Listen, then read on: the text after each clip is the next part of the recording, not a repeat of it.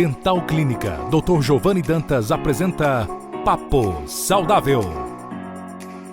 Olá pessoal, sejam bem-vindos a mais um programa Papo Saudável, esse nosso encontro semanal, sobre saúde que sai nas rádios de 5 cidades, são 6 rádios, e eu fico muito honrado hoje, indo direto ao ponto, em trazer um que foi meu cliente, meu paciente quando era criança. Eu tô ficando velho, eu já percebi isso. 3 dentes de leite do menino, rapaz, eu tomo me formado com um bocado de residência aqui. Eu tô trazendo o Yuri Lourenço, tenho uma grande satisfação em trazê-lo aqui.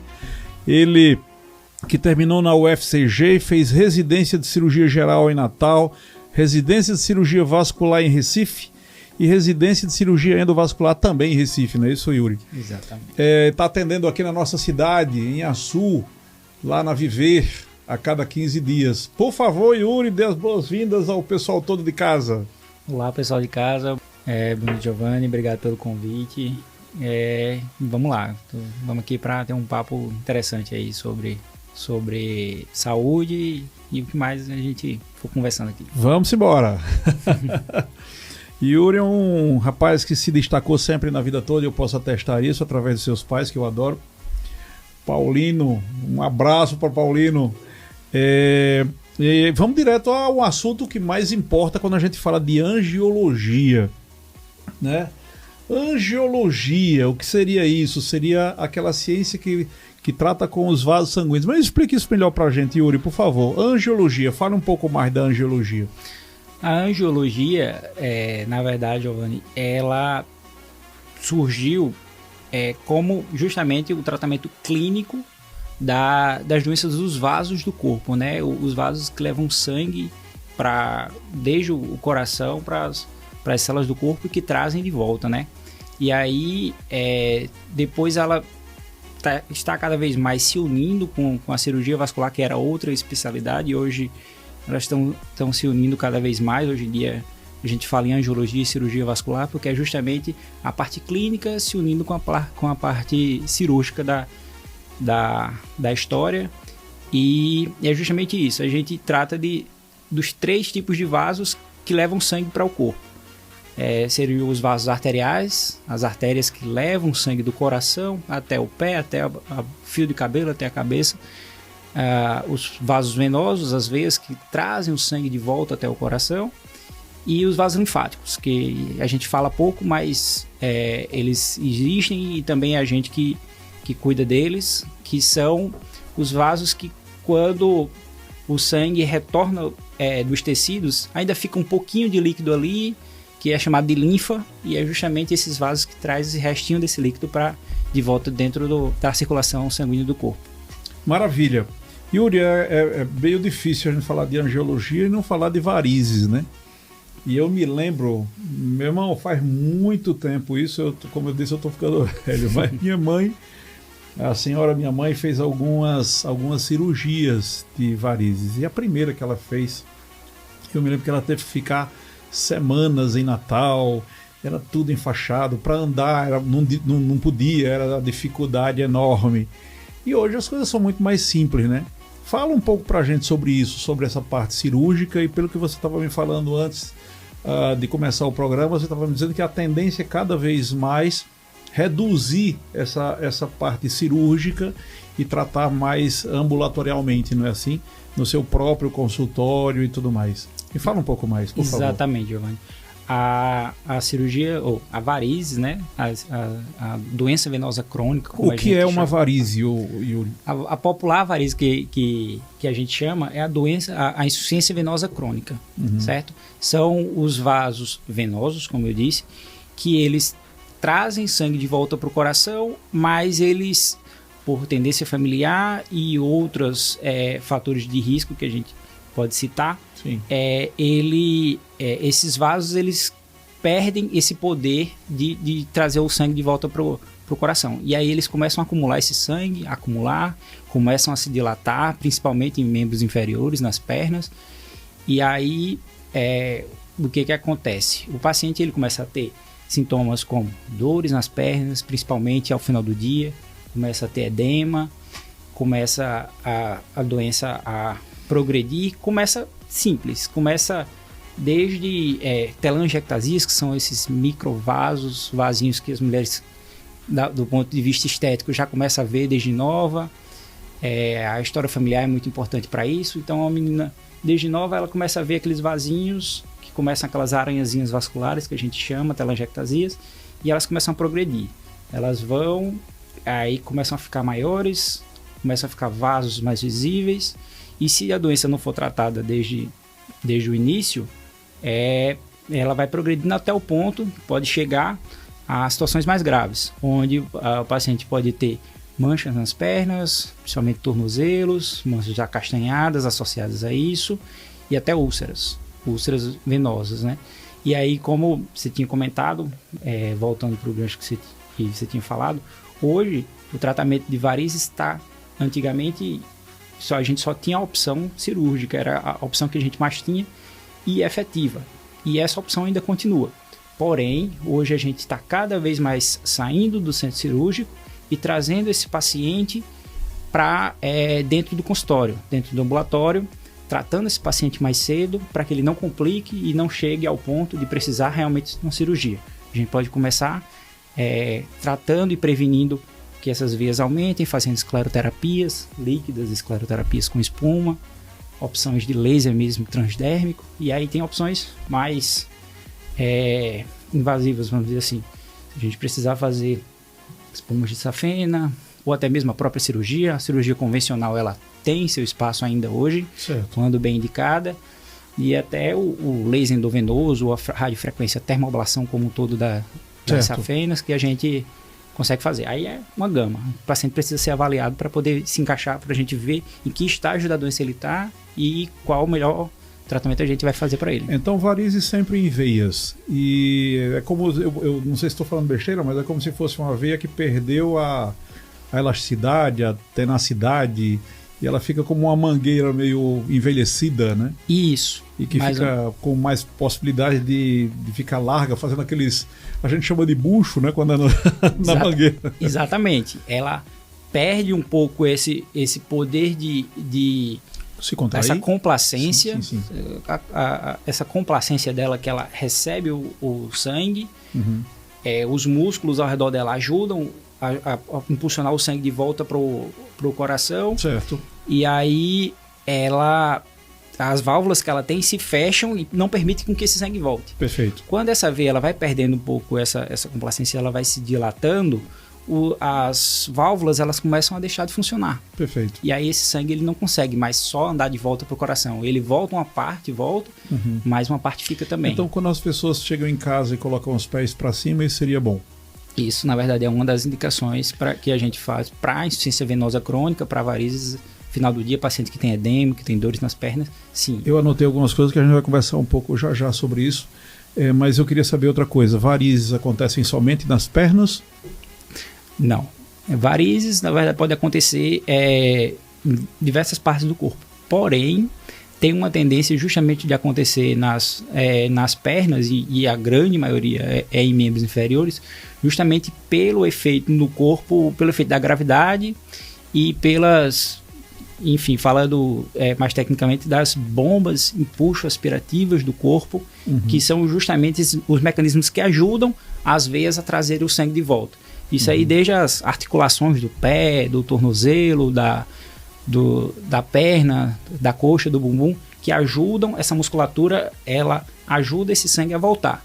E aí, dentre os fatores de risco, a história familiar, a falta de exercício físico, flacidez, tudo isso, o paciente vai perdendo essa capacidade de jogar o sangue de volta para o coração. E aí, essas veias elas vão cada vez mais progressivamente se dilatando e causando as varizes. Tem a ver com genética? Tipo, as pessoas que têm varizes, elas têm... Os pais têm mais chance de mandar geneticamente isso para as pessoas, ou não tem nada a ver com isso? Na verdade, o principal fator de risco para varizes de membros inferiores é o fator genético. Quem tem um pai, uma mãe, eu sou vítima disso, portanto, eu tenho meu pai e minha mãe, pois é, tanto seu Paulino quanto Dona Cida, os dois já operaram de varizes, então eu sempre procuro me cuidar, e porque eu sei que se Se a gente deixar, a tendência é evoluir. Certo. Então, a história familiar é o principal fator de risco, mas tem outros também muito importantes. Sedentarismo Certo. é um fator de risco importante, por isso que o movimento, o esporte, a praticar nem que seja uma caminhada, uma musculação é muito importante. Tá. A idade costuma acontecer mais em determinada idade? Como é que funciona? Na verdade, é uma doença que ela tende a piorar com a idade. Certo. Então, quem tem história familiar muito forte tem desde novo pode aparecer, mas geralmente vai aparecer num quadro mais inicial, como aquelas telangiectasias, aquelas aranhazinhas vasculares Sim. na pele, e a tendência com o passar da idade é aquilo ir piorando. O mais normal seria acontecer depois de que idade? Por volta, depois dos 40 anos, é quando começa a se tornar-se mais visível, Certo. normalmente. Certo. Mas Não significa que não possa acontecer nas outras idades, né? Mas- geralmente, quem tem tendência familiar muito forte começa a aparecer bem antes. Entendi. Desde 18, 20 anos, já começa a aparecer aquelas pequenas Tem mais telangiectasias. propensão para mulheres do que homens? O fator hormonal é um fator ingrato para as mulheres, sim. Uhum. O fator hormonal feminino, ele predispõe, tanto que a frequência, o percentual de mulheres que têm varizes membros inferiores é maior nas mulheres que nos homens. Entendi. Em relação à alimentação, tem algum tipo de alimento que piora ou tem uma tendência de formar mais varizes ou previne varizes? Existe alguma coisa nesse sentido? Nesse sentido, os estudos ainda não fecharam tudo em relação ao tipo de alimentação que melhora ou que piora com relação a isso. O que a gente sabe é que um controle de peso mal administrado, um ganho de peso, sobrepeso, obesidade, aí sim tem efeito com relação ao aumento de varizes. Então, um controle de alimentação, um exercício físico e controle desse peso é importante para prevenir o aparecimento de novas varizes e também prevenir o crescimento das varizes que o paciente já tem. Perfeitíssimo. Você estava me falando agora há pouco sobre pulsão de trabalho. E me fale um pouco mais sobre isso. Existe algum tipo de trabalho específico que seria ruim, ou seja, que sugeriria o aparecimento de varizes, ou qualquer trabalho pode... Trabalho que eu falo no sentido de trabalhar mesmo, pessoal, de exercer um trabalho, né? Se ele pode gerar varizes dependendo de uma posição ou algo parecido. Por favor, entra nesse mérito. Pronto. Na verdade, o que a gente sabe é que existem até mitos em relação a isso que a gente é interessante citar. Na verdade, o que favorece mais o aparecimento e o agravamento de varizes é a falta de movimento. Certo. Então, o paciente, a pessoa, muito tempo em pé, na mesma posição, ou muito tempo sentado na mesma posição, a gente vê que realmente isso agrava tanto varizes quanto sintomas. O paciente tem mais dores em membros inferiores ao final do dia, o paciente tem mais edema, certo? Mas o movimento, que é justamente o contrário do paciente passar muito tempo parado, é justamente o contrário que previne isso. O paciente se mexer, o exercício físico, tanto que a gente bate, muitos pacientes chegam para mim no consultório e falam: doutor, depois que eu entrei na academia percebi que tive mais varizes. Não, na verdade é um mito que a gente tem que bater bastante, que na verdade o exercício físico é nosso aliado. Entendi. Nosso aliado, porque justamente você vai fortalecer aquela musculatura que vai ajudar a trazer o sangue de volta para o coração. Então não tem como isso piorar as varizes. Por exemplo, salto alto é outro mito também que as mulheres acham que usar salto alto dá variz. Não. Isso não acontece. Não, na verdade o que acontece é você tomar cuidado justamente com a musculatura e a articulação do pé, ficar muito tempo na mesma posição, é o que a gente falou. Muito tempo na mesma posição, aí sim pode gerar varizes, mas usar salto alto, andar, sem problema. Para varizes, não. A articulação do tornozelo e tudo mais com relação à ortopedia é outra história, mas para varizes em si não. Aquelas meias que se usa, né, com uma certa pressão, elas podem ser usadas por qualquer pessoa ou só só a partir de um exame, de uma indicação médica? As meias compressivas, que foi muito bom você citar isso, as meias compressivas, elas são um grande aliado para a gente no tratamento de doenças venosas e de doenças linfáticas também, certo?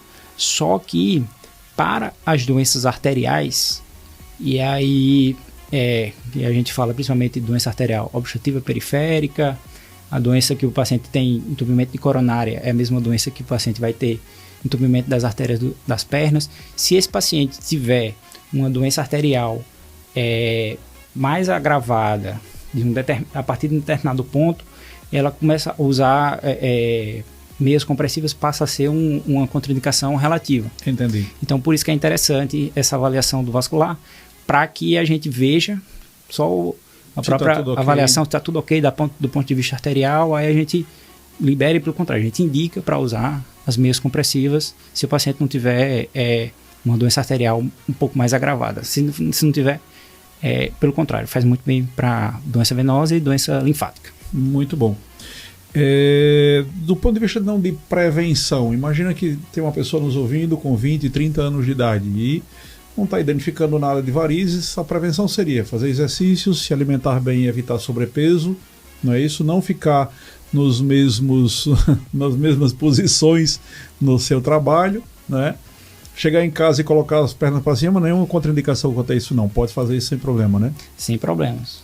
Maravilha. Pelo contrário, é justamente isso. Pronto, no trabalho, uma dica interessante para varizes de membros inferiores. Principalmente para as pacientes que já sentem dor, sentem edema de membros inferiores. Está trabalhando, sentado na mesma posição, a cada hora e meia, se programa para levantar, pegar uma água, ir ao banheiro, dar uma volta, justamente mobilizar essa musculatura das panturrilhas, das pernas, para justamente dar uma circulada nessa...